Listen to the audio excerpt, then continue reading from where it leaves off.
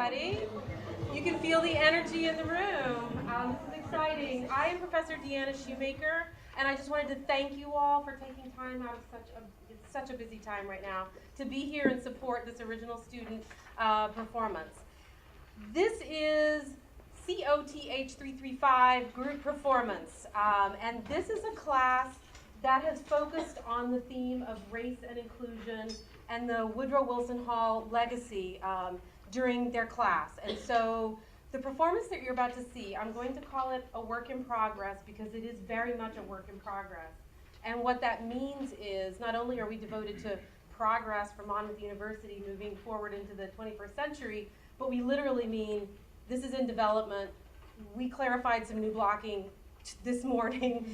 You're going to see students with scripts in hand. So this is like a peek into something that might grow into something else. You know, we don't know. But this is a work in progress. So you're getting to see the development here. The bulk of this performance is really inspired by documentary performance methods. You'll see evidence of students having done some historical research, and then the bulk of the show is really based on interviews with people like you, Monmouth students, faculty, staff, some alums, a few administrators. So this is their real words that we've collaged together and juxtaposed, with each other in some cases. But this is Monmouth voices. And so with that, we're going to start with "It's Always Sunny in Wilson Hall."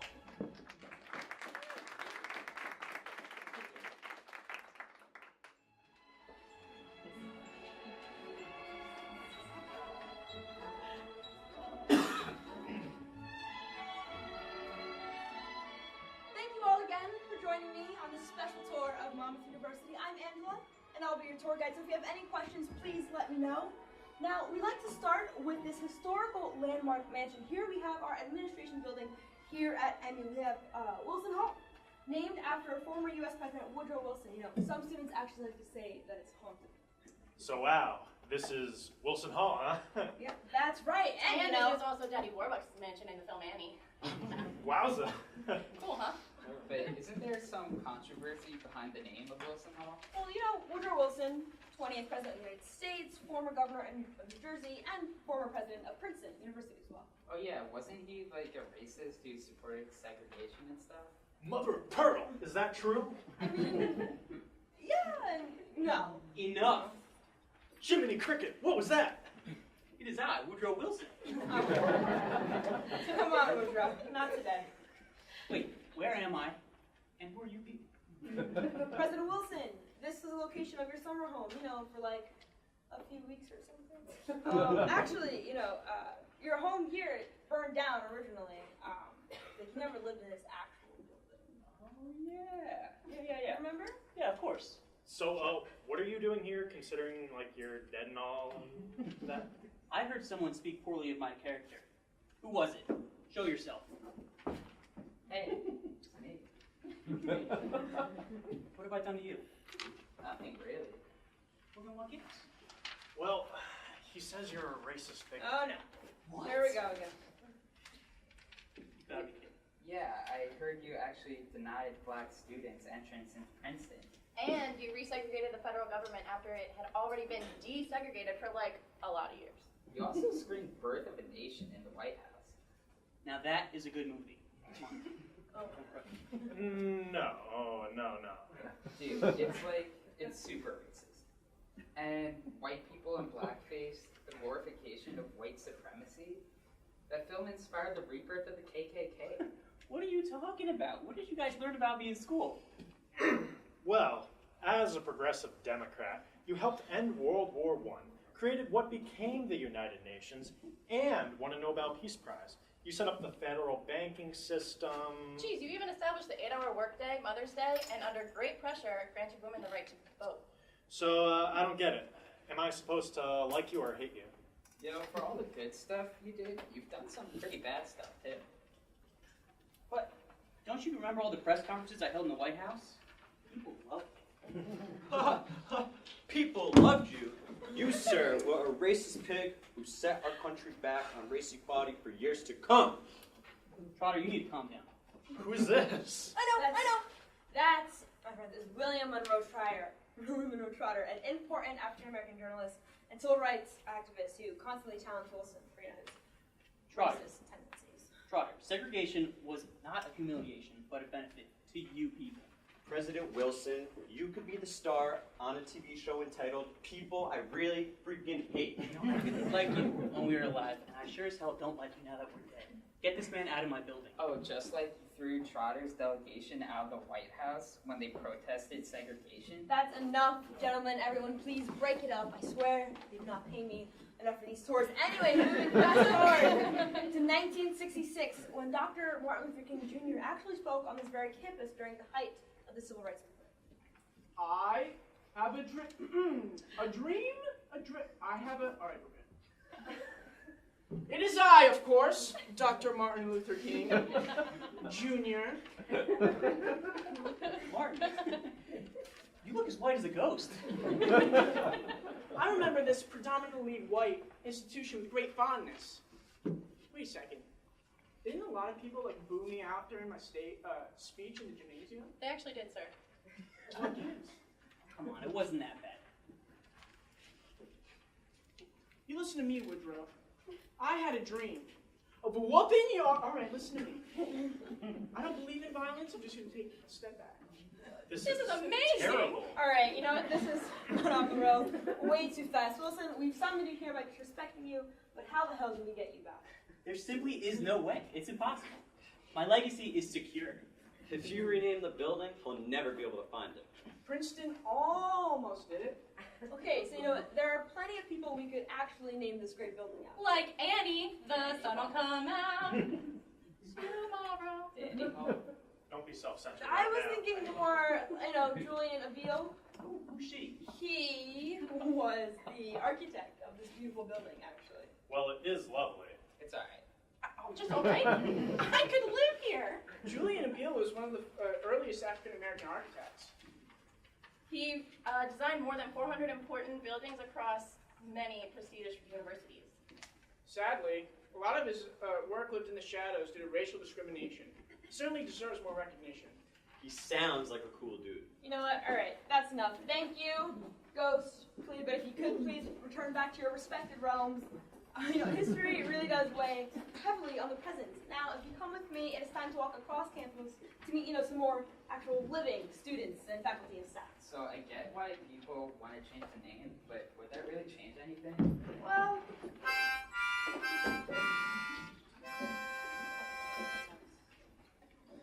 Staff members of Monmouth University. If I'm paying tens and thousands of dollars to go to school here, we have a building that praises such a dumb guy like Woodrow Wilson. I wouldn't like it that much. I wouldn't like being here. I think they're doing all they can. If y'all not back home taking advantage of the opportunity to go to college and get those scholarships, then how are we gonna get here? I figure they need to leave well enough alone. Because if it was Wilson Hall for all these years, leave it how it is. Stop bringing that stuff up. That's not even necessary today. If we trying to move towards growth, as a people, as a whole, I'm talking everybody, leave it in the past where it belongs, because then people gonna start looking at other people like, oh, and groups gonna be against groups, and you're bringing racism and segregation back, leave it in the past where it belongs. That's all I have to say about it. I'm serious. I think at the end of the day, y'all just need to get educated on your rights. If you don't do anything, keep doing them protests. I love when y'all do those protests. I mean, they need to hear y'all. It's so important.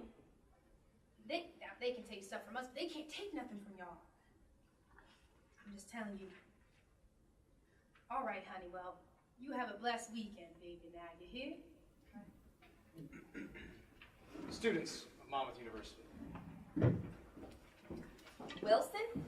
Oh, all I know is that, that gorgeous bathroom downstairs? Yeah, that hasn't been changed since they built the place. Oh, Woodrow Wilson? Who the fuck is Woodrow Wilson? I don't know anything about him. Looking at the other buildings on campus, they're probably all named after rich white men. I can understand wanting to change the name because it's not good that Woodrow Wilson owned slaves. Wilson did not own slaves. Personally, it doesn't matter to me if the name of Wilson Hall is changed or not. It won't stop the racist attitudes that some students have. I didn't know why they wanted to change the name. Why? I think that's fucking ridiculous. Is Wilson here now? Is he about to enslave me? They need to stop digging up shit from the past and bring it to the present. Wilson's story is told through that building. I mean, he's at fault for a lot of things, and they were bad, but there's a reason his name's on that building. History put it there, so history should be left alone.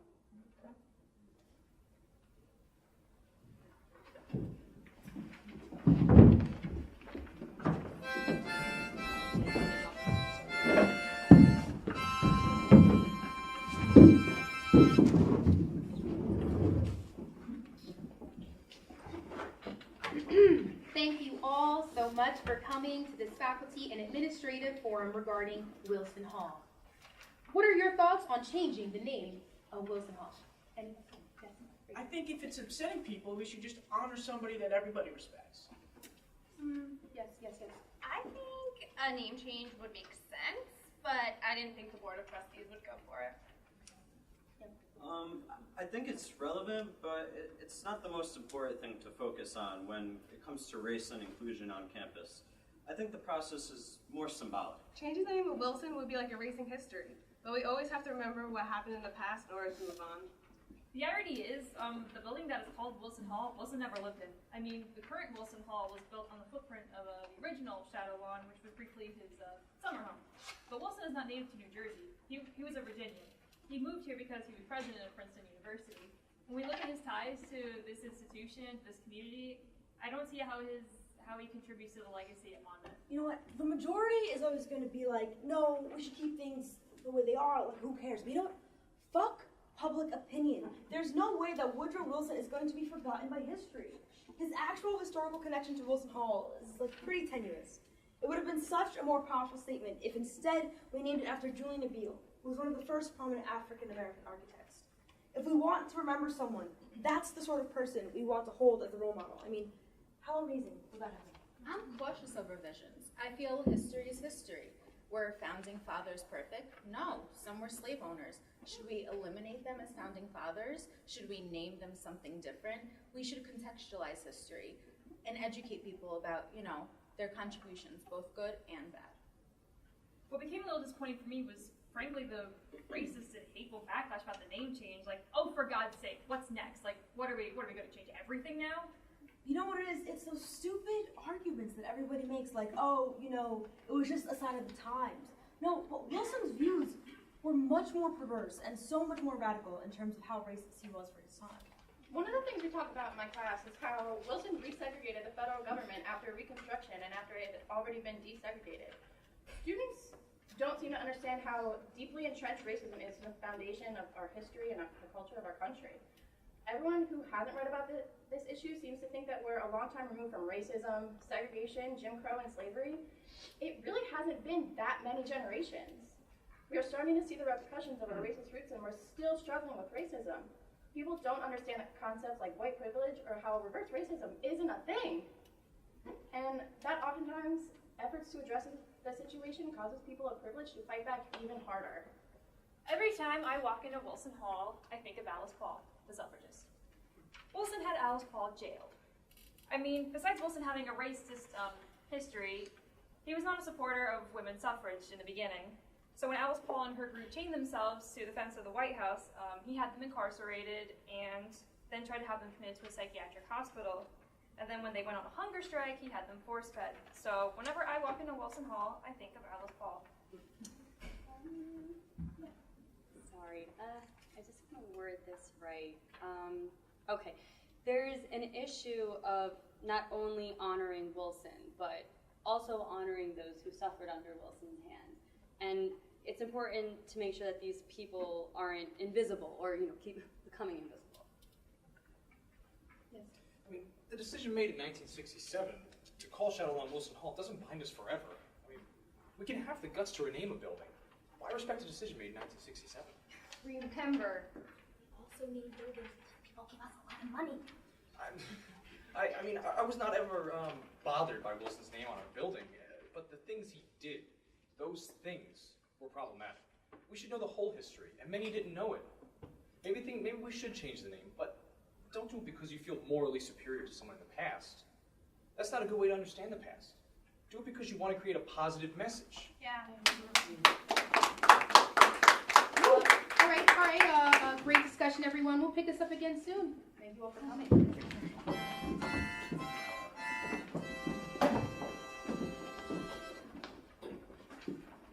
You know, obviously, there's some controversy about Wilson Hall. But for now, you know, it's still Wilson Hall. So moving on. So if you look at our beautiful campus, you know, please notice all the pretty flowers. Please keep off the grass. Let's check out the Flangier Center, home to our radio and TV stations, along with our school newspaper as well. And if you check out the screen behind you, we actually have a documentary made about diversity here at Monmouth. Check it out.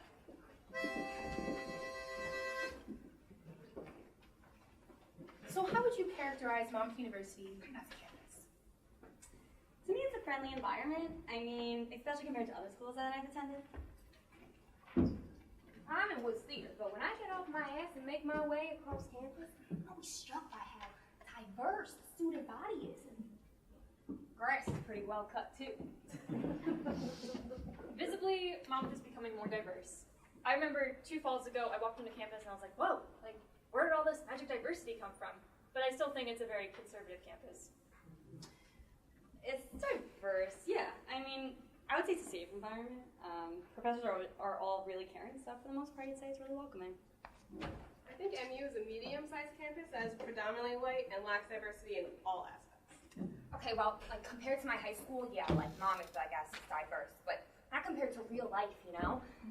I guess for me, it's the most diverse place I've been to in a while, but it's really not that diverse. I would have to say it's suburban, mostly Caucasian, with very cliquish social groups.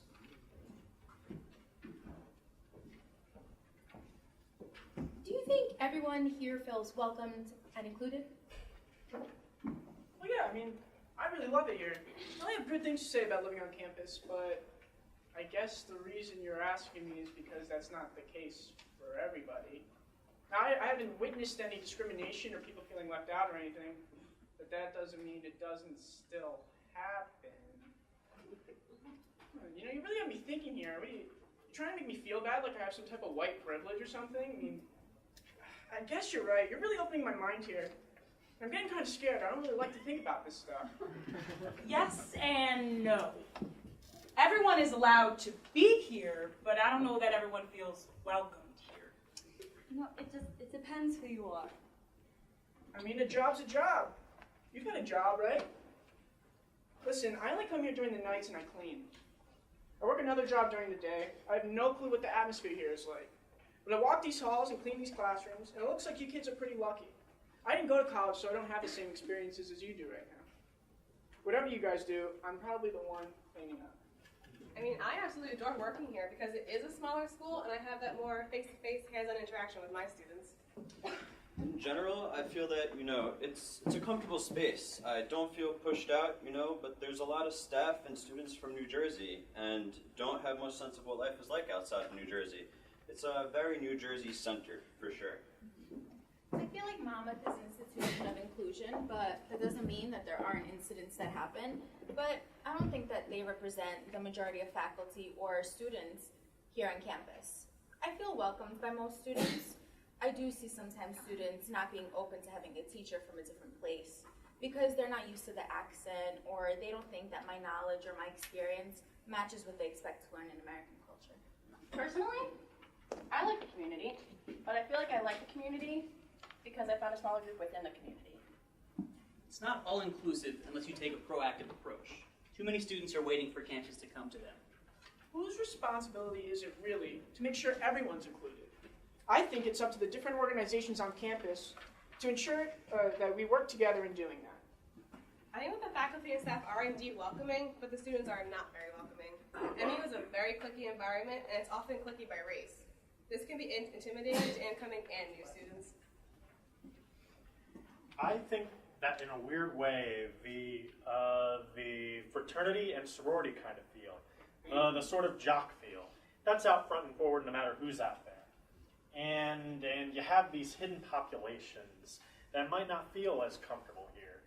We still have a little bit of a Disney-fied version of diversity here, where, you know, if you fall within certain parameters, it's more acceptable than if you don't. It's very hard as a Latino from another country to live here at school because of the lack of diversity. It's especially hard when you're surrounded by people who will never understand how scared I am to be in this country. Because this stupid ass president wants to kick me out, right? No one understands how hard it was just to get to college.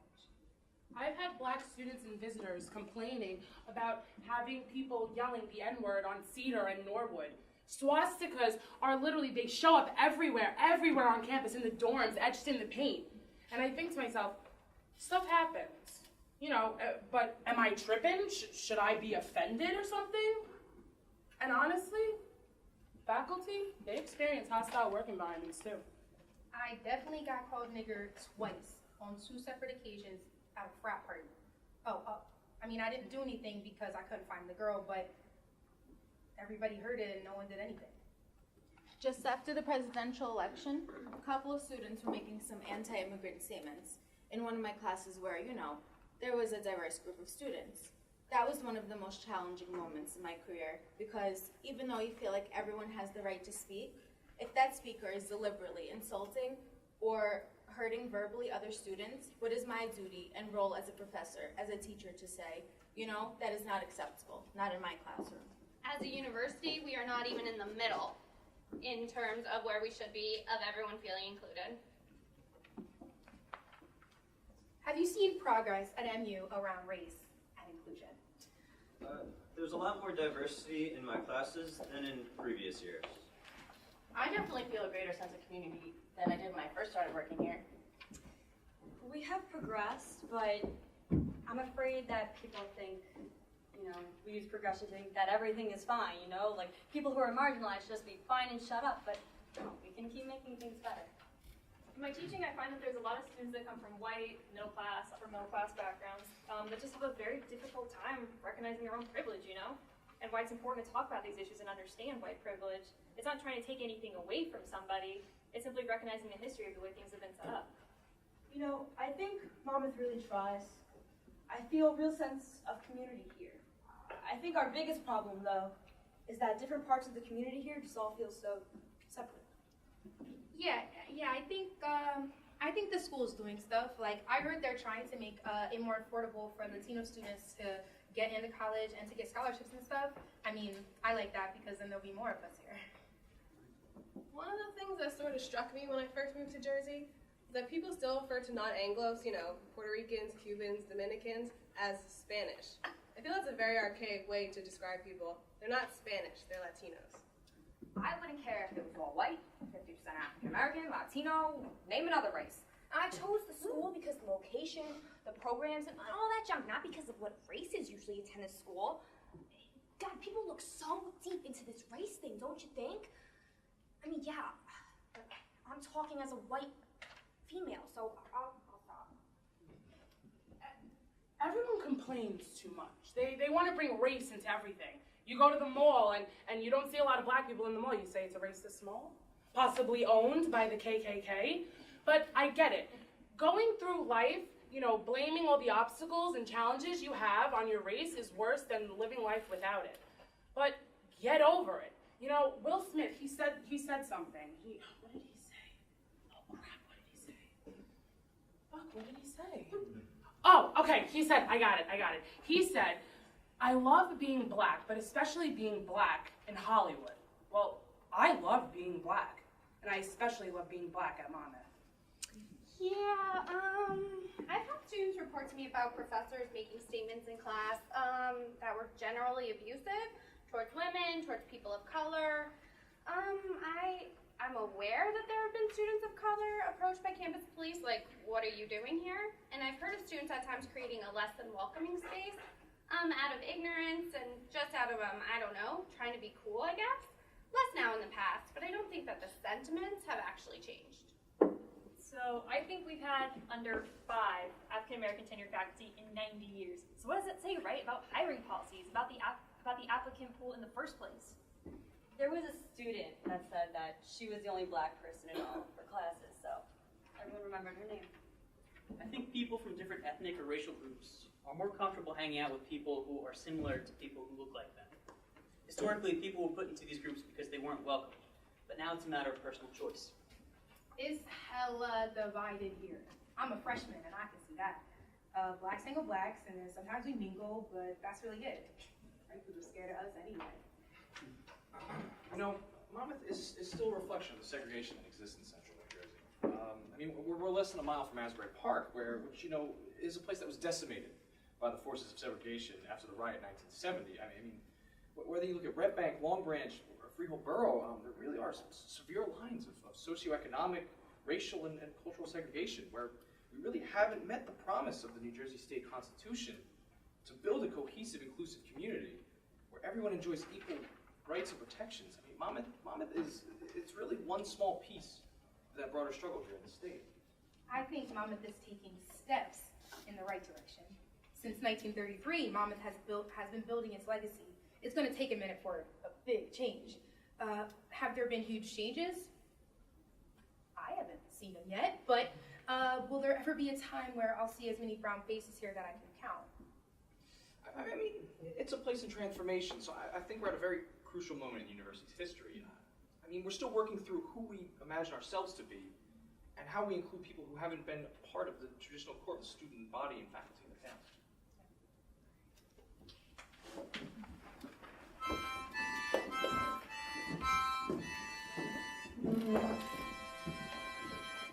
So obviously we have a wide variety of perspectives on this topic, and we're actually making big strides here to improve diversity on campus. I've got some pamphlets, some more info. Funny story about those pamphlets. This was a few years ago, but a student, I think she was Korean, some photographers approached her on campus one day and said, can we take a picture of you for this pamphlet that we're doing? And she gave them permission to take her picture. They took her picture, and then when they said they wanted to use her image on the cover of like a diversity inclusion pamphlet, she got bent. She was like, "No, you can't use my image. That is false." This was some years ago when we were way less diverse. She was like, "No way, you're not tokenizing me." She felt very strongly about it. When the student went home and told her parents, who were immigrants, that she was asked to put on this pamphlet at school, they were like, "Oh my God, that's fantastic!" They were gonna, if they want to use your picture. They saw it as something totally different. It was, this is progress. Are you crazy? They want to take your image and use it. Why would you prevent them from doing that? Where the student has a very different set of knowledge, she's saying, no, that's false advertising. You're not going to use my image to represent a place that is not representative of it. Although people may complain about the lack of diversity here on campus, others would tell you that Monmouth is a very inclusive place. You know what? I'm going to take a quick snack break. Let's grab some coffee and a snack right over here. I don't think I ever felt excluded. Staff members at Monmouth University. I haven't, every time that I meet, I even have people come back after years just to visit and say, "Oh my God, you're still here," "Oh my gosh." And I had these group of kids one year, and I loved, because they would tell me their life story and what they want to do with their lives, and I was always giving them positive feedback, you're going to do what you set your mind to do. You just got to be willing and ready and determined to do it. Not everybody has that kind of mindset when they come to college, but, I realized as I've grown, when we set our minds further, we accomplish more, and that's how I feel. There's always talk about whether people feel included here. Yeah, but what are people actually doing to make changes? To make the campus more inclusive and diverse, there needs to be more faculty who are people of color. Students need to see people of color in positions other than custodial and gourmet dining. There are very few professors and administrators who identify as a minority. I also think that all students should be required to take at least one class on race and ethnicity to properly educate them. A lot of racism stems from ignorance.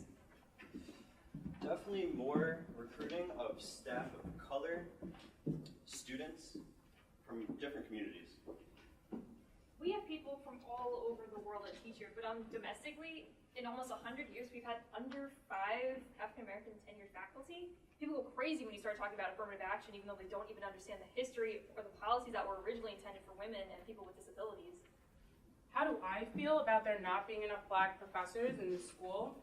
It's our job to work our black asses off to get there. It's not the institution's job to hire us. The irony of Monmouth is that it's situated between two fairly diverse cities, Long Branch and Asbury Park. So I mean, if we were sincere in saying we wanted to create more diversity, then one of the things we would do is provide more outreach. But to provide outreach without financial support would make this somewhat disingenuous.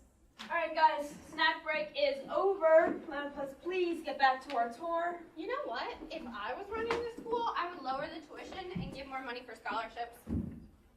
I would have more celebrations of differences in cultural events and activities.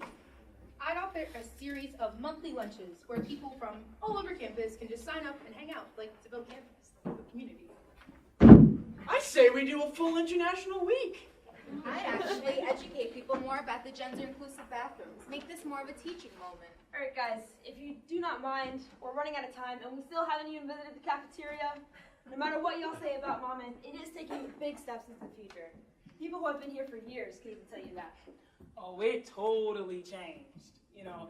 And I think it changed for the better, if you ask me. Because we have all these new buildings and new people coming in, you know, all these organizations and groups. And when I'm in my building, I see people coming in here doing stepping. You know, years ago they didn't do that. You know, they had all those Greek fests or whatever, but it was never like out how it is now. You know, and I think that's cool.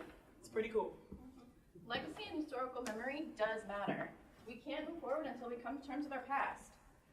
I don't know if Monmouth has ever seen itself as a broker of racial harmony, an agent of change, but we move on by talking about it, by stepping forward rather than stepping back.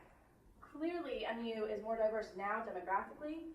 Students are also a lot stronger, they come from many different places, but we have pulled back and missed some opportunities to get more involved and reflect a new reality. It's a stall rather than a step back, but we can take more risks to push things forward. And I believe that one day we're going to see big improvements. In Monmouth, Monmouth. Because if you look at the growth from then to now, the growth that I've seen is amazing. And not even just the university itself, but the people, you know, the kids, you know, and because I could see you every day and be like, hey, baby, how you doing? You know, and be sincere about it. How was your day? But, you know, these other colleges, they're so big and they're trying to be too big. And, you know, I'm not down at any college because I'm working here at Monmouth, but yeah. People keep forgetting that we are improving. Students are not only realizing these differences, but taking action to improve MU and make people become more aware. What do we want? Diversity! When do we want it? Now! What do we want? Equality! When do we want it? Now! What do we want? Inclusion! When do we want it? Now! What do we want? Diversity! When do we want it? Now! What do we want? Equality! When do we want it? Now! What do we want? Inclusion! When do we want it? Now! Yeah! Before we end this tour, we can't forget the historic moment at Monmouth University that still inspires student activism today. In 1966, Dr. Martin Luther King Jr. spoke at Monmouth University, just 2 years before he was assassinated. Members of the faculty and student body of Monmouth College. There's a desperate and poignant question on the lips of millions of people all over the world. It's a question of whether we're making progress on race relations in America. We've come a long, long way. But on the other hand, we've got a long, long way to go. Our nation's made strides in extending democracy and civil rights, but if we stop here, there's danger ahead. To tell the truth, read the news, watch the news every day, and look around our communities. We are far from the promised land. Tragic violence happens every day. How tragic is this? We have violence in a physical sense, but there's another kind of lynching, just as brutal, detrimental, injurious, and that's to lynching one spiritually, psychologically. We find people still living in dilapidated housing, segregated in our public schools. Many people of color live in the midst of vast material prosperity. Most are working every day with wages so low, they can't even purchase the necessities of life. There's nothing more dangerous than a society that has large segments of people who feel like they have no stake in it, who feel they have nothing to lose. Who is willing to stand up against hostilities, white supremacy, racism all around? The seeds of this backlash were planted years ago. when bad people plot, good people must plant. When bad people bomb and burn, good people must build and find. When bad people shout words of hatred, good people must unite and love one another. When bad people want the status quo, good people must unite for social change. This is a great challenge. Good people must unite for justice. It may be true that integration can't be legislated, but you can legislate desegregation. It may be true that morality can't be legislated, but behavior can be regulated. It may be true that laws can't change hearts and minds, but it can restrain hate crimes. It may be true that laws can't make a man love me, but it restrains him from lynching me. And once you change habits, attitudes begin to change. Our destinies are tied together. When there's injustice for anyone, there's suffering for everyone. So this is the challenge. And if we're to solve these problems, there must be divine discontent all around. I never intend to adjust myself to segregation and discrimination. I never intend to adjust myself to religious bigotry. I never intend to adjust myself to the madness of militarism and physical violence. We hold these truths to be self-evident that all men And women are created equal, that they are endowed with certain inalienable rights. In spite of tensions, Setbacks. Disappointments. Frustration. Confusion. All around. We have faith in the future. With this faith, we'll resist despair and hold the stone of hope. with this faith, we'll transform discord into symphonies of brotherhood and sisterhood. With this faith, we'll speed up the day when all of us can join hands and